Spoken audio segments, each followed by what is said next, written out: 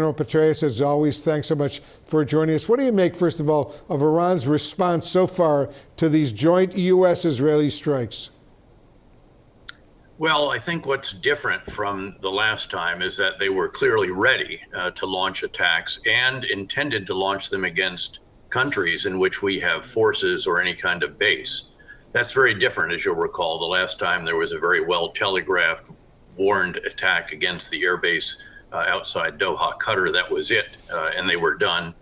I think they anticipated that this would happen, although I'm not sure they anticipated the actual hour that it would happen, because unlike most previous operations, which start the early hours of the morning, in this case, it started in daylight, and presumably because the Israelis thought they could get them, the leaders at that time. An Israeli military official, General Petraeus, is now telling CNN that several, quote, several senior figures in Iran were killed in a set of targeted strikes in the opening salvo of the joint U.S.-Israeli strike attack. How might that impact, you think, that development impact, how Iran reacts or its ability to react to these U.S.-Israeli strikes?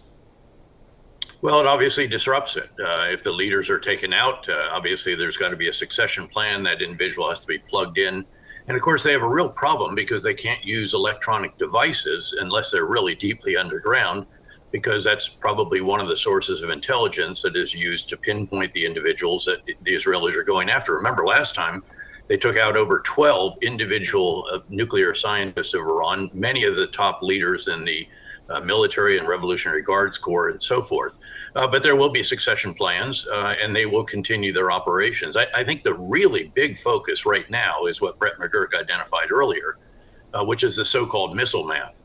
This is about constantly trying to figure out how many launchers do they have left, where are they, how many missiles can they launch from those launchers, and then how many interceptors do we have, where are they, how are they positioned, and the rest of that. Because this is an integrated air and ballistic missile defense effort with our partners in the region, our ships, our onshore terminal high altitude air defense and Patriot systems and so forth. It's all together integrated with Israel as well.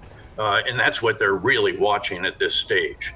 Then the question is, what kind of real impact can you have in terms of not just decapitating the leadership of Iran, but taking down the regime? And as some of your earlier guests have noted, it's pretty tough to take down a regime with air power. I'm delighted to see us go after the missile stocks, finish off anything that was left over in the nuclear program and so forth. But if this is regime change, that is a very tall order indeed.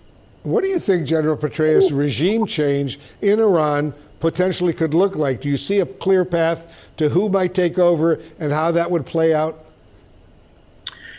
Well, this is a challenge, Wolf, because the demonstrations, although enormous, and I think eventually we're going to find out that the regime forces killed probably well over 15,000 Iranians. The official number is not there yet, but I suspect it will be. They detained tens of thousands, and they've been picking up others since then.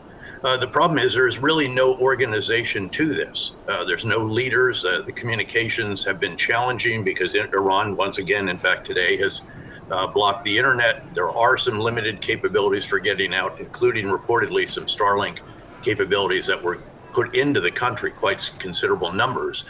But again, who is going to lead this operation? Could there perhaps be a fragmentation of the security forces? That would be the most likely possible. It's not likely, I don't think, but that might be the one that could actually bring about a regime change. We have seen no signs of that. This is a regime that is very, very unified. There might be some squabbling over who takes what job if their leader is taken out, but that may not be enough to fracture it in the way that would be necessary for an element to truly get rid of this regime, replace it, and then begin to deal with the world in a different way. Do you see a scenario, General Petraeus, where regime change happens in Iran without U.S. military boots on the ground? Well, I don't think we're going to put boots on the ground. Certainly, we might have some sneakers on the ground or some other assets or something like that, but it would be very, very limited and in areas that would be, quote, safe.